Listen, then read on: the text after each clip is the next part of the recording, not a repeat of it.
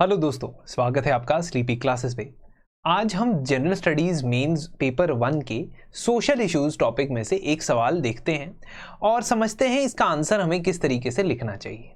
देखिए, क्वेश्चन कह रहा है, since independence policy makers have debated which approach to take when it comes to tribal development, explain. Now, अगर आपने previous year questions notice किए होंगे तो सोशल इश्यूज का जो टॉपिक है उसमें से कम 5 से 6 क्वेश्चन पूछे जाते हैं GS1 में। And one of the major themes that is asked is about tribals और ट्राइब्स इन इंडिया। तो ये बहुत इंपॉर्टेंट हो जाता है कि ट्राइब्स को लेके हम बिल्कुल अपने नोट्स प्रिपेयर करके रखें और लाइन ऑफ थॉट आंसर्स के लिए सोच के रखें। अब ये क्वेश्चन आपसे कह रहा है कि इंडिपेंडेंस के बाद से हमने काफ़ी अप्रोचेस लगाने की कोशिश की है ट्राइबल पॉपुलेशन को लेके। तो कुछ चीजें हमने यहां पे डिस्कस करनी है।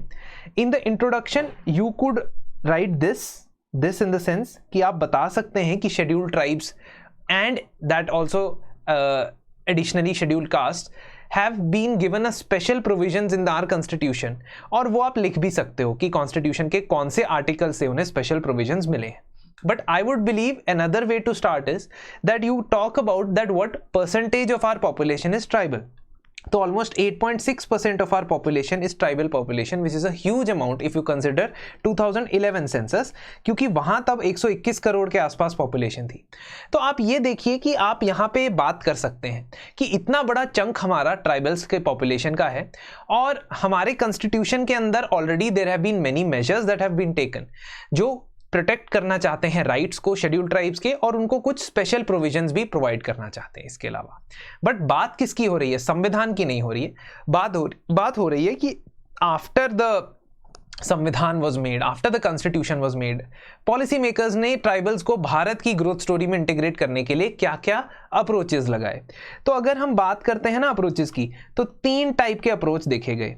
एक अप्रोच था नॉन इंटरफेरेंस का approach, and this was done by the Britishers ने पहले ट्राइबल्स के साथ इंटरफेरेंस की अप्रोच लगाई। लेकिन आपने हिस्ट्री में पढ़ा होगा कि बहुत सारे ट्राइबल रिबेलियंस हमने भारत के हिस्ट्री में देखे, खासतौर पे ब्रिटिश इंडियन हिस्ट्री में देखे, जिसके अंदर संथल रिबेलियन, मुंडा हो अपराइजिंग्स, है ना, नॉर्थ ईस्ट की ट्राइब्स की अपराइजिंग्स देखी है। तो ये बहुत सारे जो है धक्के खाने के बाद ब्रिटिशर्स ने ये समझा कि बेस्ट हमारे लिए यही होगा कि हम आइसोलेशनिस्ट अप्रोच लगाते हैं। आइसोलेशनिस्ट अप्रोच से क्या होगा, that when we are going to declare the areas where the tribal live as scheduled area, और पहले इसको नाम देते थे excluded areas and partially excluded areas.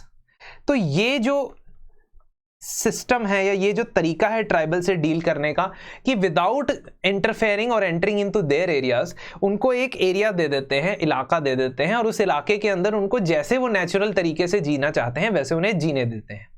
Now this approach also had it's drawbacks मतलब कि गवर्नमेंट की कोई भी सर्विसेज, गवर्नमेंट की कोई भी बेनिफिट्स, गवर्नमेंट की कोई भी इंफ्रास्ट्रक्चर डेवलपमेंट के बेनिफिट्स इन ट्राइबल्स को कभी नहीं मिलने थे।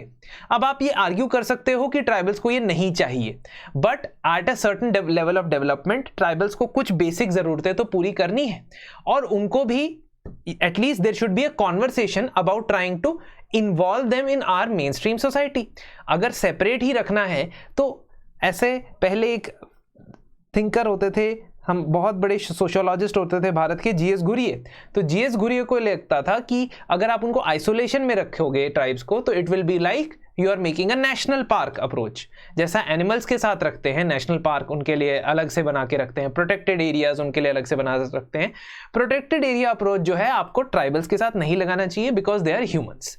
इसके अलावा दूसरा अप्रोच ये कहता था कि असिमिलेशन कर दो ट्राइबल्स की मेन स्ट्रीम सोसाइटी में, तो जो उनका कल्चर है उनकी असिमिलेशन हो।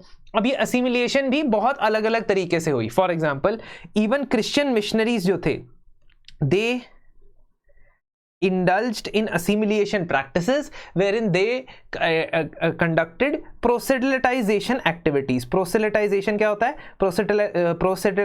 proselytization होता है कि आप कन्वर्जन कर रहे हो, और काफी सारे ट्राइबल्स की कन्वर्जन भी की गई ब्रिटिश एरा के दौरान भी, and even some years after that. चलिए, ये असिमिलेशन अप्रोच जो है वो भी सही नहीं है, क्योंकि अगर आप उनके पर्सनल बिलीफ्स, यूनिक बिलीफ्स और कल्चरल प्रैक्टिसेस को अंडरमाइन करते हुए उनको एक एसिमिलेट करना चाहते हो सोसाइटी के अंदर, तो ये भी कल्चर को स्प्रेड करने का अच्छा तरीका तरीका नहीं है, दूसरा एक डेमोक्रेटिक देश के अंदर ये तरीका सही नहीं। तो बेस्ट तरीका है इंटीग्रेशन अप्रोच, जो कि बाद में गवर्नमेंट ने आजादी के बाद लगाया भी। इंटीग्रेशन अप्रोच के अंदर ट्राइबल्स को मेन स्ट्रीम के साथ कनेक्ट किया, बट उनके यूनिक कल्चर और प्रैक्टिसेस को ध्यान में रखते हुए। तो ये नॉन ट्राइब्स और ट्राइब्स के बीच में इकोनॉमिक सोशल गैप्स जो थे वो क्लोज करने की कोशिश की, लेकिन इसका मतलब ये नहीं कि उनके कल्चरल प्रैक्टिसेस को इरोड किया जा सके। So this was about a path of equality, upward mobility and economic viability. ठीक है, तो आप ये कह सकते हो कि दोनों आइसोलेशन और असिमिलिएशन को हमने रिजेक्ट किया। Even the first prime minister of India he rejected, he said कि आप ट्राइबल पीपल को म्यूजियम स्पेसिमेंस की तरह नहीं ट्रीट कर सकते, and they could not be left cut off. ठीक है, तो इतना ही लिख दोगे आप। ये मैंने एक्स्ट्रा एडिशनल डेटा दिया है, you may not include it in the answer, but आपके आंसर को वैल्यू देने के लिए मैंने एक्स्ट्रा इंफॉर्मेशन जानकारी दी। अब इस आंसर में आप ट्राइबल पंचशील को जरूर इंक्लूड कर लेना। इनफैक्ट मैं तो कहूंगा कि जब भी ट्राइबल्स के लिए वे फॉरवर्ड लिखा जाए तो आप ये शब्द जरूर इस्तेमाल कर लेना। देखिए, पंचशील वैसे तो फेमस है 1954 में जवाहरलाल नेहरू और चाइनीज प्रीमियर ज़ोउ एनलाई के बीच में जो एग्रीमेंट हुआ था उसके चलते, कि ये चाइना और इंडिया के बीच में एक पंचशील एग्रीमेंट हुआ था। बट इसी के साथ साथ ट्राइबल पंचशील का कॉन्सेप्ट भी डेवलप हुआ था, जो ट्राइबल डेवलपमेंट के लिए अंदर लगाया जाता है। ये ट्राइबल पंचशील में 5 प्रिंसिपल्स है, पंच मतलब 5, तो 5 प्रिंसिपल आपको याद रखने चाहिए, और इसे अलग अलग आंसर्स के अंदर ट्राइबल पॉपुलेशन के लिए जब भी आंसर आए तो उसमें इंक्लूड कर सकते हो। जैसे tribal rights in land and forest should be respected, है ना, तो इसके लिए हमने कानून भी बनाया, जैसे फॉरेस्ट राइट्स एक्ट, इसके बारे में मैं नीचे बताऊंगा। फिर tribal teams should be trained so that they can self administer and develop themselves, जैसे कि autonomous district councils in the 6 schedule areas. ठीक है, इसके साथ ही एग्जाम्पल भी अटैच कर सकते हो, बहुत ही प्यारा आंसर आपका बन जाएगा। Index of tribal development should be quality of life and not the money spent, मतलब ब्लेटेंटली इंफ्रास्ट्रक्चर डेवलपमेंट, रोड बना दिया, हाईवे बना दिया, एयरपोर्ट बना दिया ट्राइबल एरिया में, that should not be the parameter. Their health, education, nutrition, that should improve, इस चीज को ध्यान में रखना है। चौथा, tribal development without disturbing their social and cultural institutions.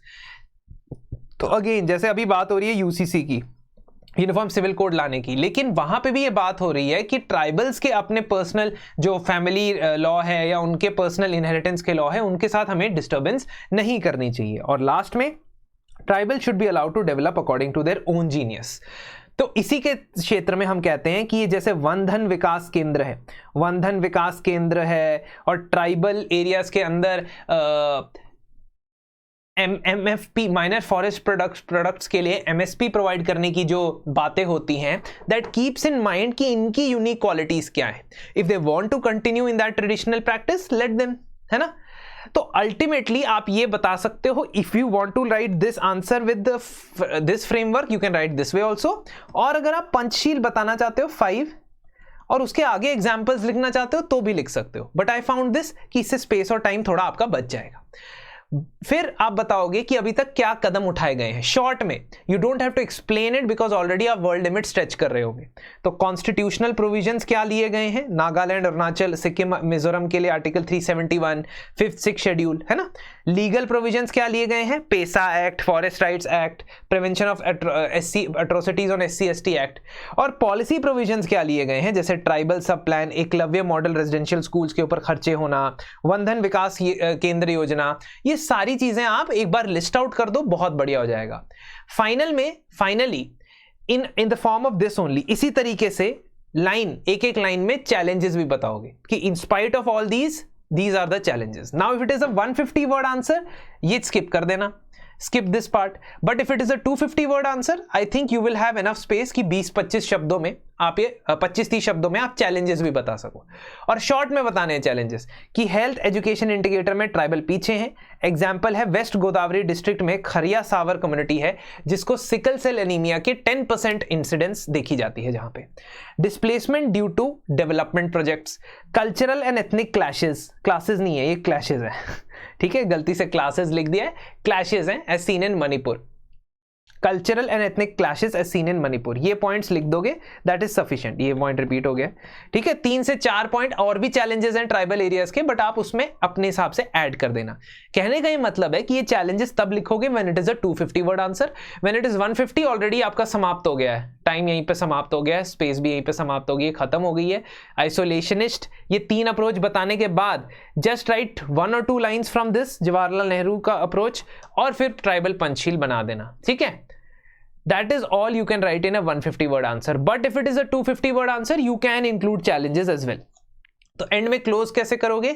ये क्लोज ऐसे करोगे कि हमारी इंडिपेंडेंस के बाद ये बहुत सारी पॉलिटिकल लीडर्स ने ट्राइबल पंचशील वाली पॉलिसी को ही प्रमोट किया और आज भी हमें इसे अपना गाइडिंग लाइट बना के चलना चाहिए। दैट इज इट, ठीक है। और अगर आपके पास इससे रिलेटेड कोई भी जानकारी है, आप कोई और पॉइंट ऐड करना चाहते हो तो ऐड करिए कमेंट्स में, रेलेवेंट कमेंट्स कीजिए तो हम उसे वेलकम भी करेंगे। तो इस तरीके से आप इस आंसर को कंपाइल कर सकते हो। मैंने एक्स्ट्रा इसमें इसलिए दिया है ताकि आप इसे एज अ सोर्स मटेरियल रख सको।